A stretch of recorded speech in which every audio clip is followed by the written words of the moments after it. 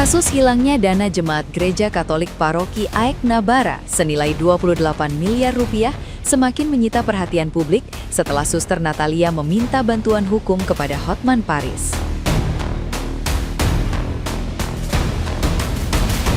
Sorotan tidak hanya tertuju pada kerugian besar yang dialami, tetapi juga pada dorongan agar penyelesaian kasus ini bisa dipercepat. Dalam pandangan hukumnya, tindakan pegawai tetap menjadi tanggung jawab institusi, sehingga pihak bank dinilai memiliki kewajiban untuk mengganti kerugian yang terjadi.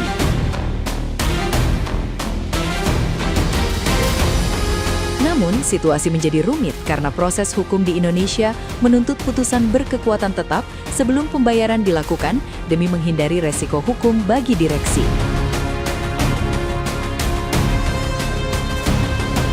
Kondisi ini mendorong usulan agar pemerintah pusat turun tangan untuk mempercepat penyelesaian, termasuk melalui pemegang saham mayoritas Bank BUMN dengan persetujuan aparat hukum.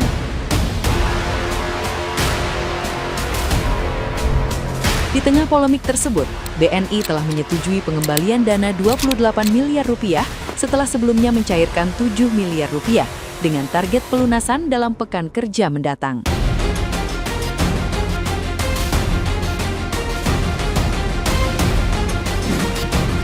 Salam Hotman Paris. Seperti biasa, setiap ada kasus nasional yang sangat viral,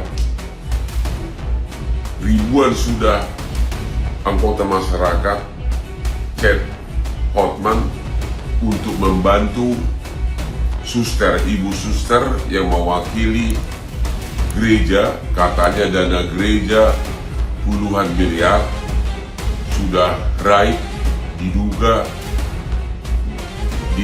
dicolok oleh pimpinan cabang bank tersebut. Pertanyaannya adalah begini, secara perdata, pasal 1367 KUH Perdata, perbuatan dari anak buah adalah tanggung jawab majikan.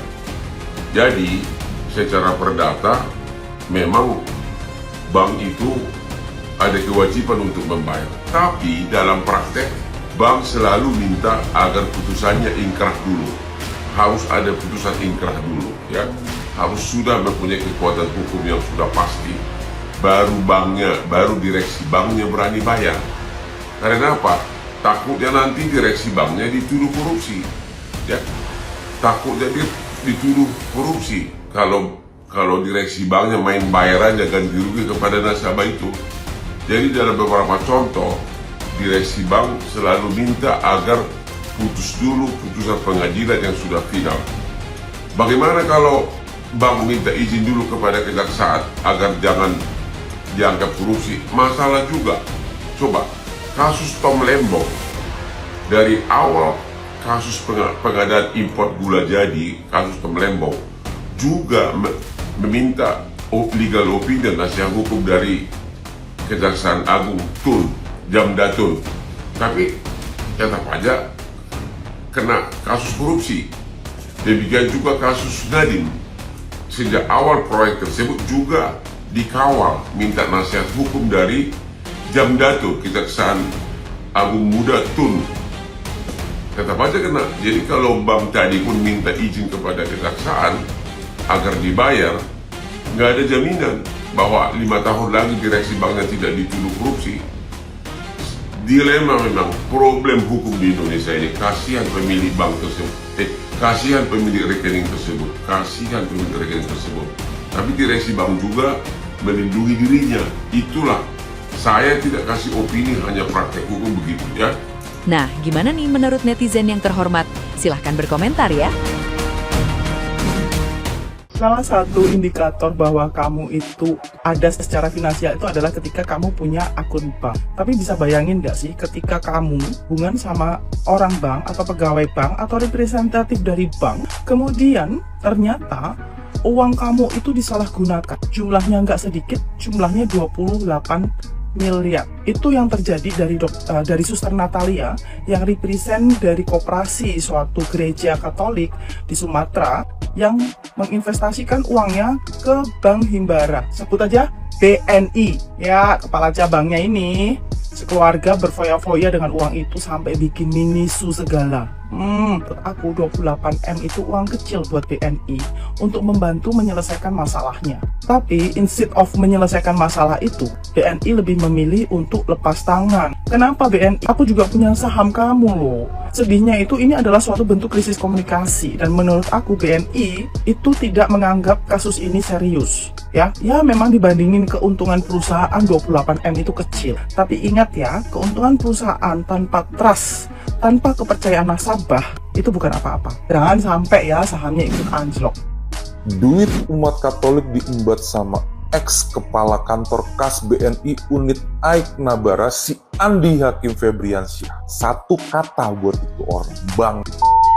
Suster Natalia di Labuan Batu, Sumatera Utara mendadak viral karena dia dituduh ngilangin duit 1.900-an jemaat Katolik dengan total 28 miliar. Gue curiga pejabat tinggi BNI juga ikut main karena itu duit gede banget. Rasanya tuh nggak mungkin bisa keluar tanpa persetujuan banyak pejabat. Saat ini si pelaku udah ditangkap di Kuala Namu tanggal 30 Maret 2026 kemarin, abis diterbitin red notice sama Interpol dan Australian Federal Police. Terus apakah masalahnya kelar? Kagak. Anehnya, jelas-jelas kelihatan ada duit 28 miliar yang hilang, tapi pihak BNI-nya cuma ganti rugi 7 miliar doang. Itu pun verifikasinya diem-diem. Dan tahu-tahu ditransfer gitu aja 7 miliar brek. Lah kok enak bener? Ini bukan solusi. Ini namanya lempar tanggung jawab. Korban itu nitip uang ke bank. Kalau bank aja bisa segampang ini lepas tangan, berarti pantas dicurigain antara pihak bank dan oknum. Mungkin aja ada kerjasama busuk untuk barengan ngembat duit 28 miliar itu dong. Ini bukan cuman kasus pidana biasa. Ini ujian kepercayaan publik untuk Bank BNI. Kalian itu bank pemerintah. Jangan semena-mena. Jangan seenaknya ngerugiin nasabah yang notabene dari rakyat kecil. Capek loh. Apa-apaan nih BNI? Saya geram. Ini nggak bisa diterima. Bagaimana mungkin Bank Plat Merah setua BNI tega mempertontonkan sikap pengecut di atas penderitaan 1.900 jiwa rakyat kecil. Suster Natalia, seorang biarawati yang mengabdikan hidupnya dalam kemiskinan, kini harus memikul beban moral yang meremukkan jiwa raganya. Selama 7 tahun ia mengajak umat menabung rupiah demi rupiah untuk sekolah dan biaya rumah sakit. Namun di bawah hidung BNI, seorang kepala kas bernama Andi Hakim leluasa merampok 28 miliar masa depan umat karena dia membangun kebun binatang mini, kafe mewah dan hidup berfoya-foya. Di mana nurani BNI? Andi Hakim datang dengan seragam resmi, ID card BNI dan fasilitas negara. Dia adalah representasi BNI, bukan oknum. Namun saat borok ini pecah, BNI justru cuci tangan dengan hanya mentransfer 7 miliar secara sepihak. Kalian pikir martabat dan keringat umat bisa ditawar dengan diskon 75%? Masa cuma 7 miliar dari 28 miliar yang ditipu? Kalian ini sebenarnya ngaku kalau sistem kalian tuh jebol dan rusak alias korup. Ayo ganti full 28 miliar. Lebih memuakkan lagi, lihat BNI berlindung di balik dalih oknum.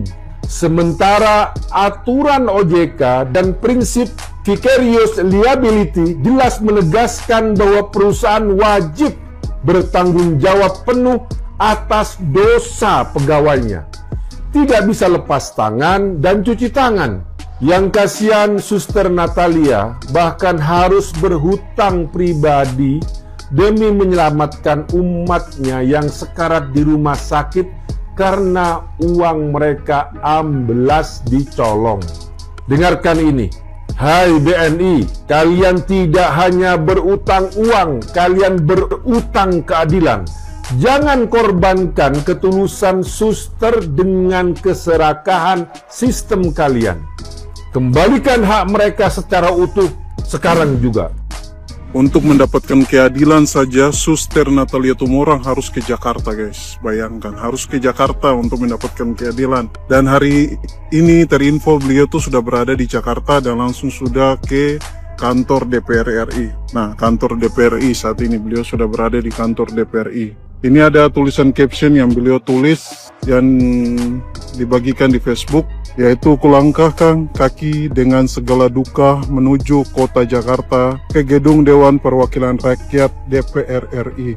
Aku yakin ini merupakan jalan Tuhan untuk menunjukkan kebenaran atas perjuangan umat mendapatkan kembali apa yang menjadi hak mereka, hak hidup, nafas, ekonomi kita di Paroki Aik Nabara. Harapan tidak akan mengecewakan, pasti Tuhan akan buka jalan bagi kita. Tetap kami mohon doa-doa kita bersama agar semua terselesaikan dengan baik. Kami kuat, kami semangat karena doa-doa umat bersama kami. Terima kasih seluruh umat dan siapa saja yang sudah memberi atensi kepada kami.